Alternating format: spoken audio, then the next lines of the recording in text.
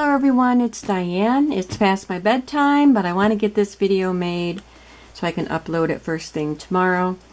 First of all, I have this book that I'm going to start making a junk journal with. I had shown this with a lot of other books that I purchased at a flea market, and someone messaged me and wanted a journal made with this book. And it was a month ago, probably, almost a month ago, and now I'm ready to make the book, and I don't know how to contact Rosie Cashman. She's the one that wants a book, and I can't remember if she emailed me or messaged me on some other social media. I can't find you, Rosie. So if you're seeing this and you're ready and you still want this book, please message me again, and we'll make arrangements. But I'm going to start working on this probably tomorrow. I'm on vacation now. Today's my birthday. My vacation started today. I had a very fun, quiet, leisurely day. Spending time making this fun little journal. I had decided, I've been thinking for a long time that I was going to try making some Traveler's Notebook style books.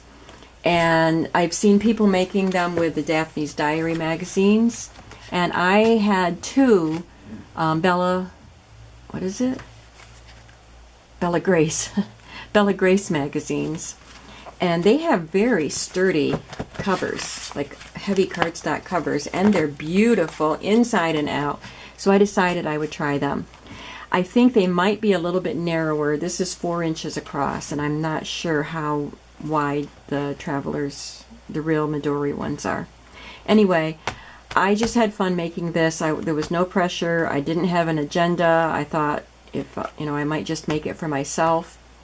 I had two magazines, like I said. This one was a year old, and this is the back cover with a window on it, and this is the front cover, which will be another journal.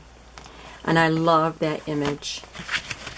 And since it has window on it, I used the word gaze as the title. I had this frame in my stash for a long, long time. And I have a punch that actually punched this shape out, and it just exactly fit in there. I could not believe it. And I found some alphabet stamps that I have that were just the right size, and it all just worked out, and I just love the way that looks. I've got some little pink brads in there. This seam binding is stitched right here so that it's attached, and you can tie it closed. I'm not sure. I left the strings on the outside instead of on the inside this time, and I'm not sure if I'm going to hang a dangle on these or cut it short. I haven't decided that yet.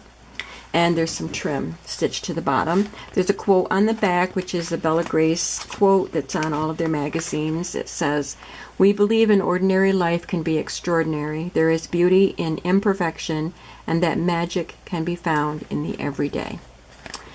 This book only has one signature, as a Traveler's Notebook insert does, and I did not make this specifically to be used in a Traveler's Notebook. I made it to be used on its own, but I imagine it could be used in an insert. I do have a leather cover that I made, so I'm going to try putting it in there tomorrow and see how it goes. And I'm not sure if I'm going to keep this or list it in my shop. As I said, the covers are beautiful inside and out. So this was the inside of this cover with the girl with the pink hair, and I put this on so it would cover up the backs of the brads. This is a short page from the magazine, and I stitched on this canvas trim, a bulb pin and charm, and a couple of these little tags. I made these tags with my Cricut and then stamped these cute little girls with pink ink. I wanted this book to be kind of shabby chic and whimsical at the same time.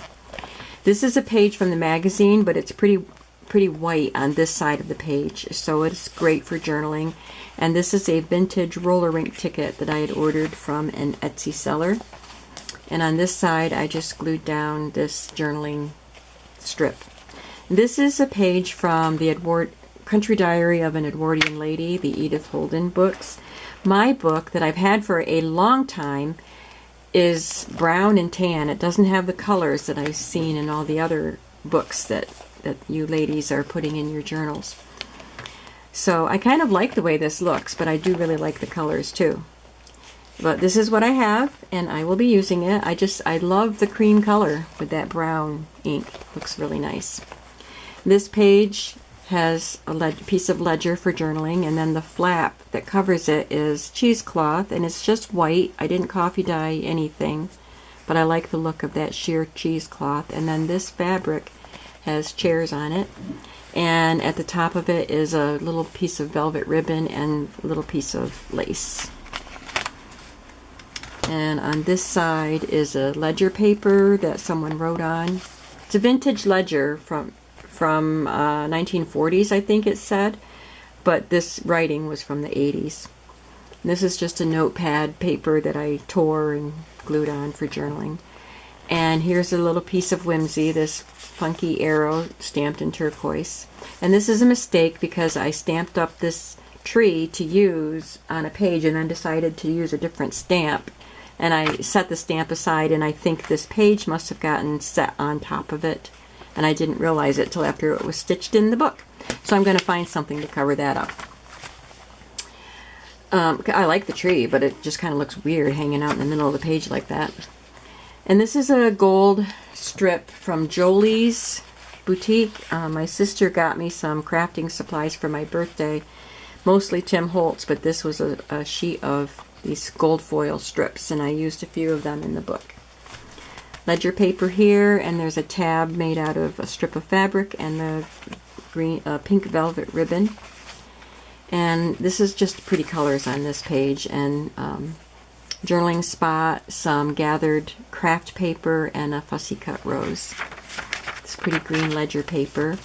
This page, I like the image. I didn't want to cover it up, but this is from the magazine, this journaling page. My Home Sweet Home sounds. So you're supposed to write here sounds you hear at home that you love. And some examples here are rain outside, lullabies, and quiet. And I also love this image of a window with rain on it. I love windows and doors images, which is why I love this cover. And there's more journaling here. This one says What I Really Know. That's Bella Grace always has journaling prompts and pages that you can write on in addition to the beautiful photographs and articles. This is from a vintage handkerchief that I bought at a flea market. I just cut off 1/4 of it, so I've still got more I can use. I made it into a pocket. There's some strips of ledger paper here, and then this cute little tag. And I like this image. I didn't want to glue a piece of paper here for writing because it's got stitching there, and it would be difficult to write over that. So I used this kind of a shabby chic printable of a postcard that you could write on the back. Just pinned it on with a paper clip. Ledger paper, journaling spot with some more of that gold border, and I love the way this page looks, so I just left that alone with a little bit of washi tape and a little bit of the gold border.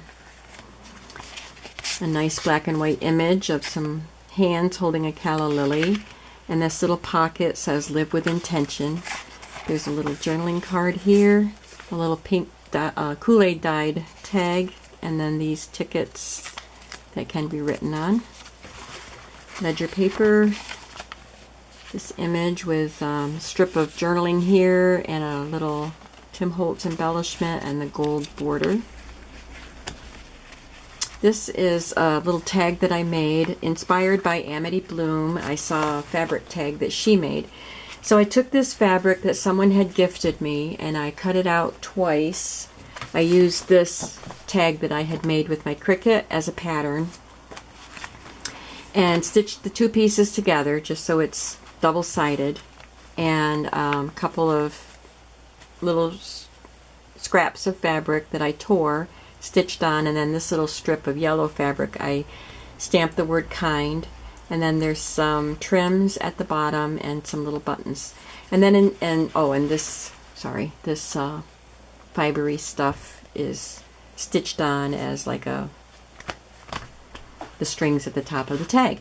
Instead of trying to put this tag in a pocket, I just decided to stitch it on as a flap. So it can be journaled on here, and maybe even some paper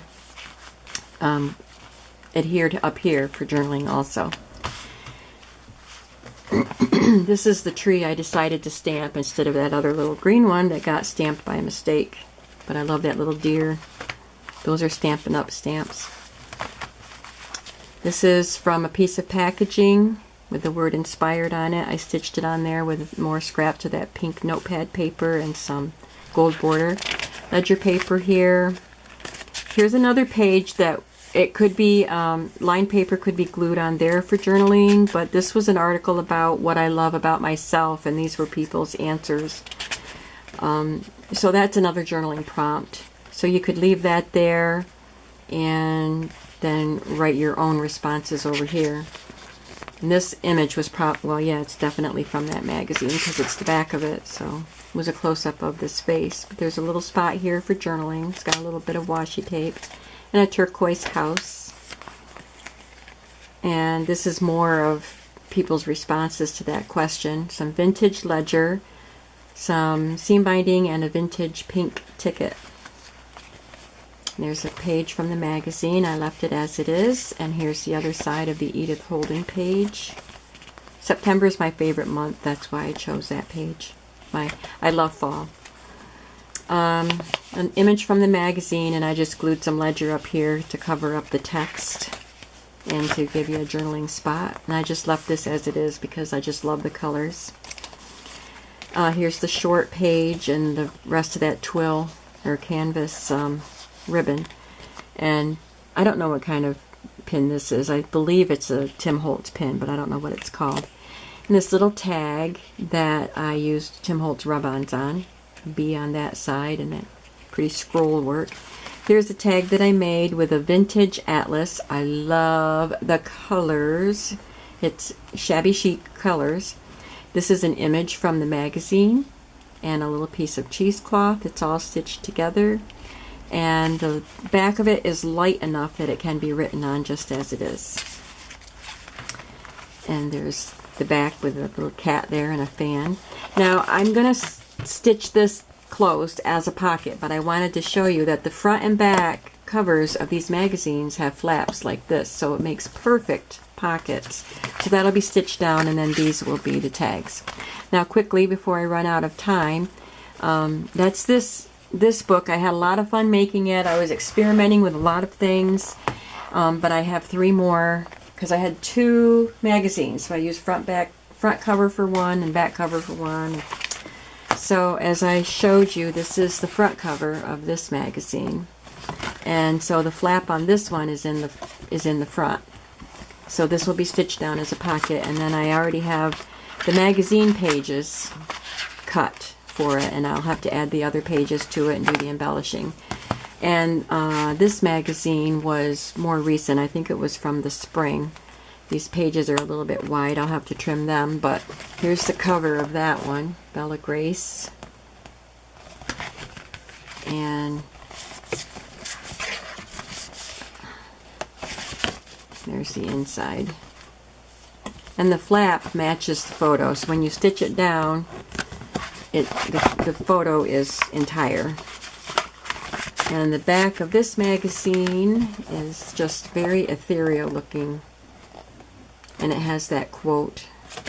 And then here is the inside. A match. Isn't that pretty? And I've got the pages cut here. So keep an eye out for these. I think when I get these made, I might list them in my shop. Let me know what you think about them. And if someone is interested in this, let me know. Otherwise, I'll probably hang on to this. But I'd be happy to let it go if someone wants it in their collection. Thank you so much for watching. And Rosie, a shout out, a call out for you to Rosie Cashman to message me so that I can get information from you and find out what we're going to do with this book cover. Thank you so much, everyone. Bye-bye.